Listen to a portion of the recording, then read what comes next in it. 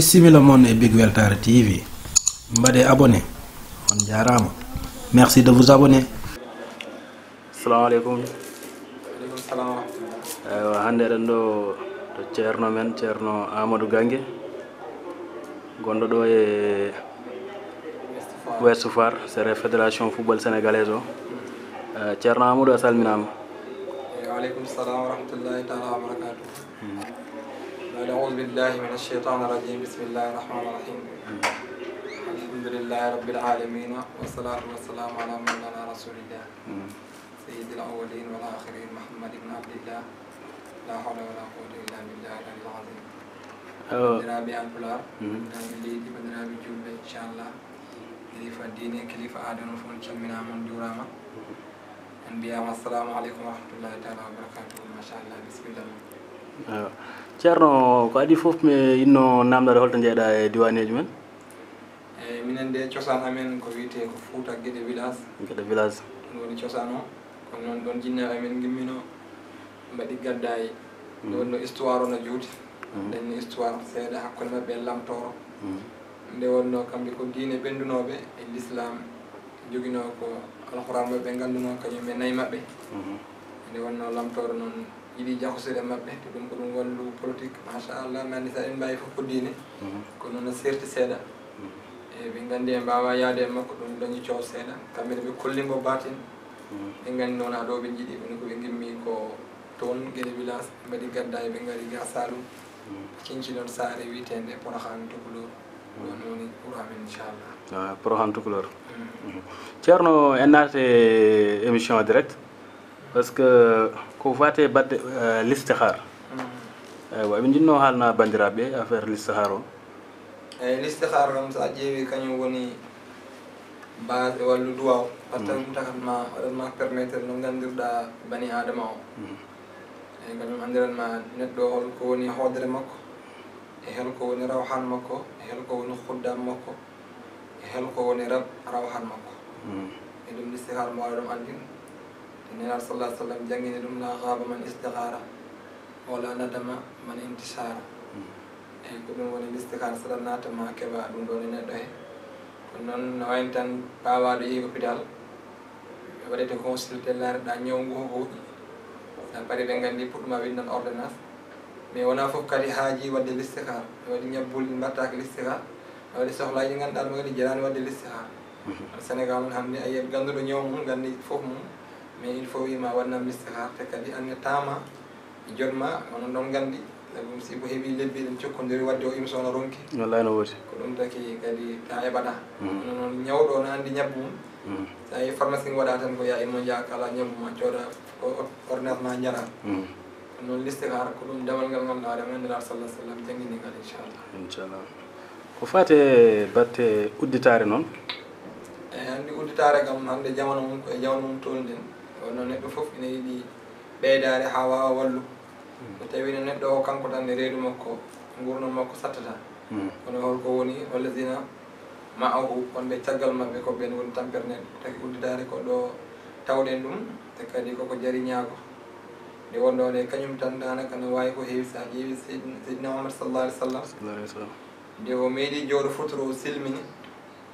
omo ñagano neɗɗo ha Allah weeti fajar so takno ɗum ko sababu nde udditare woni Seydina Ousmane caggal ene aɗa hoori nde balle tati ala ko taƴiri ko Allah o ari on lamɗo Seydinato Aïssa yammo ko taƴirte ala ɗo nde on sahaba tini ɗum ndeysan sarsi guelem gueloɓi sarsi nayyi sarsi beyi sarsi mburu ha heewi tagui machallah abbini wuuro nelaɗo nde yettini toon nelaɗo ari lamdi Seydinato Aïssa ko taƴirte ala ɗo ko yimɓe foof naɗo o yii ko on addi ko ndeysan o ƴetti tandaramade o ñaami o haali o jooɗi o habbiri o juuli fotoro ha o juuli gueyi o jooɗi o hucciti fof nangi mo duwano on sahaba ha Allah weeti mo duwano ko addi ɗum noon ko udditare te o jamanu ɗo ko jamanu udditare machallah ene waɗi noon leɗɗe mum ene waɗi kadi kayfiyaduji mum ganduɗa ko moɓe tegguno ɗum jaltinumi alquran nde wonno noon leggal e alquran kañum wondi ko mbiten ko condi e alquran toujours kañum yadata e toujours kadi Allah ɗum dima hen hoodere neɗɗo kadi hen gandata neɗɗo ha mbawa nafde koye wallu on ɗon banggue udditare e heewi leɗɗe gudditoje neɗɗo kono noon ma ganda kadi leɗɗe holno ɗe keɓorto e hol nokku kadi ɗe goni e hol kadi nokku ɗe ganduɗa adama sa yi toon honno codirta an likki likki fof ko jiiɗa ne dañi jettoje ɗum taki udditare kadi inchallah ina waɗa barke no fewi machallah masala avant ɗum hoto men ɓennude jiɗɗo jokkodirɗo e ceerno amadou gangue holno watta eyyi numéro ji ɗi kam corneji ɗi ko 77 418 68 81 77 418 68 81 numéro goɗɗo 77 553 13 40 77 553 13 40 ɗum woni coordonné ji ok inchallahu rabbi kala jiɗɗo jokkodirɗo e ceerno fof kadi whatsapp min hebdene ne wawi saptu seeɗa on sa woppi vocal whatsapp tan kala jamma mamin heeb ine heure neɗɗo wawi noddumi fof jamma mami heeb inchallah rabbi kala jiɗɗo e jokkodirɗo ceerno fof tongoƴe nan ɗon so waɗi noon inchallah ma jokkodir makko ceerno e batte ndenka noon eyyi ndenka kadi ne waɗa barke no fewi nde wonno no nder sallah sallam wino la darra usmana min ma faala badal yawmi ɗum kadi ko ndenka ganduɗa nder sallah sallam waɗno ɗum garanti ousmane waɗanno ɗum ousmane nde wonno koko dañi fayida e neɗɗo neɗɗo so renaki tan son ala ndenka e gurdam makko ko waɗanimo ko gallankor ko yakkantamo ko caɗele makko ne heewat wonno ɗum foti adore e neɗɗo foti dañ ndenka haɓɓara fuɗɗannade kala hunde heewi ko neɗɗo fuɗɗi ala ndenka taki hande siko jawdima siko an siko fof ma koma daña sécurité mana ndenka labka puɗɗa wawde wonno ndenka kañum e neɗɗo o wondi ne waɗi noon kañum ne banggueji liggorteɗi hen ganduɗa mawɓe mbaɗana ɗum sécurité ji kewɗi ko wayno sambunde mbiten ko sambunde kañum e lekki wiyeteki caski kañum e place mo ganduɗa hoorema ene ruufe e mbalit ene jinde ni mbiten e ɗon foof ne ittine rendine wona ko ligga hen neɗɗo totte neɗɗo o so tawi ko banggue ndenka tan ɗum kam so Allah jaaɓi so neɗɗo waɗi ɗum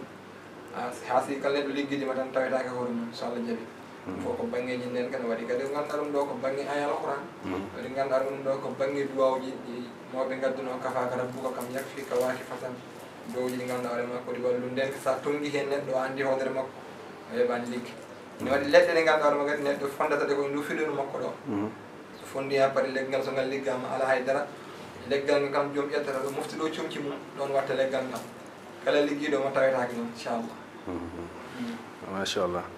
ceerno en jii hande oɗo jaman affaire ko fate goragu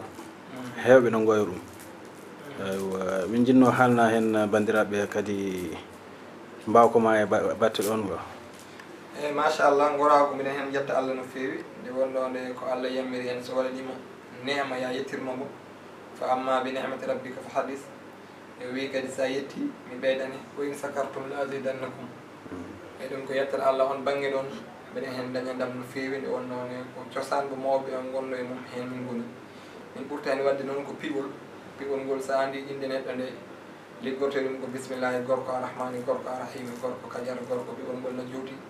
aɗa jatoɗo inde neɗɗo ndi aɗa tuuta ha wona piɓle jeeɗiɗi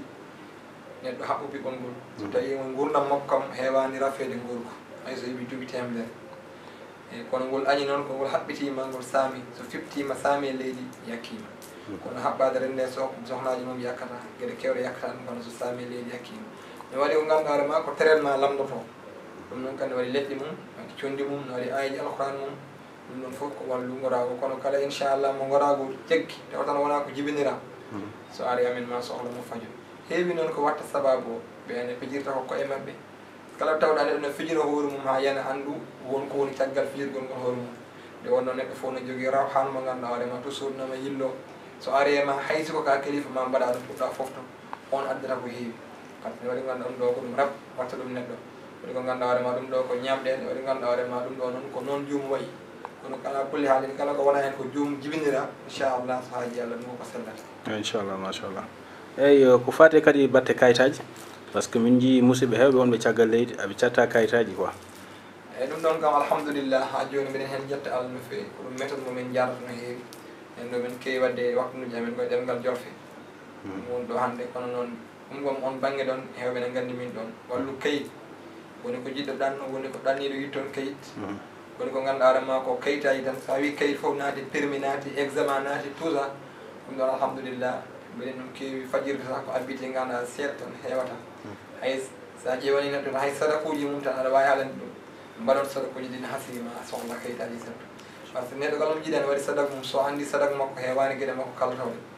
taki mbima duwoɓe dotoɓe mbi so neɗɗo andi sadak neɗɗo duwa makko ma wettu wadde ko heewi ko ganduɗa ma ɗum ɗo ko banggue sadak te kayitaji kam inchallah kala mo ganduɗa dañ caɗele mum ɓen mbaɗi yakar inchallah somin jokkodiri ma o heeb banggue kayitaji ɗum wona ko ganduɗa hoorema kam ɓen hen dañi ɗumen gueɗe amen hewani ɓooy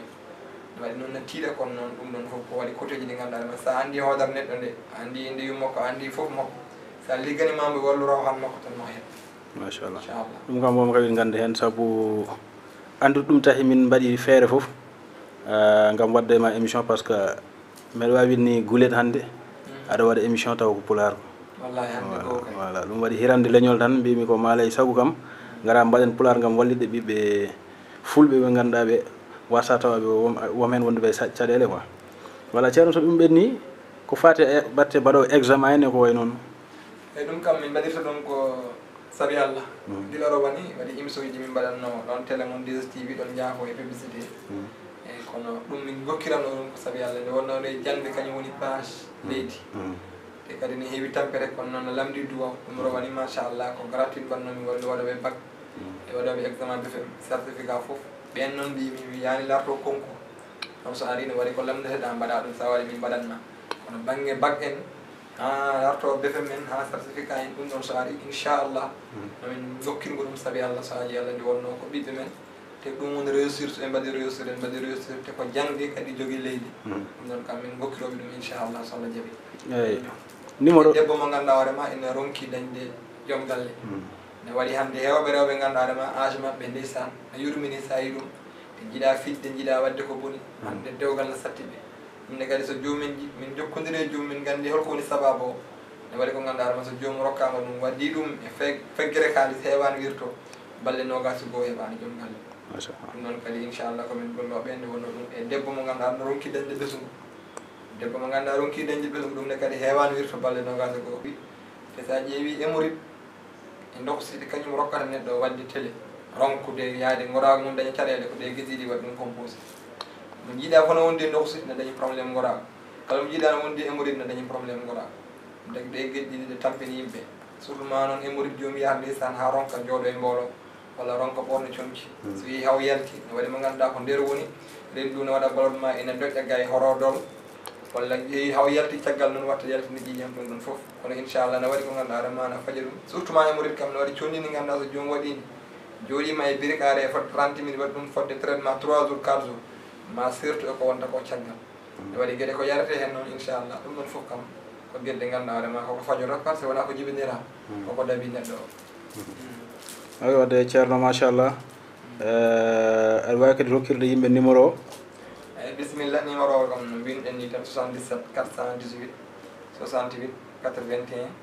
418 68 81 goɗɗo 77 553 13 40 553 13 40 eyyi waɗi noon ko ganduɗa ɗum ɗo ko banggue jaati ayno piɓe ɗum kam ko banggue fulɓe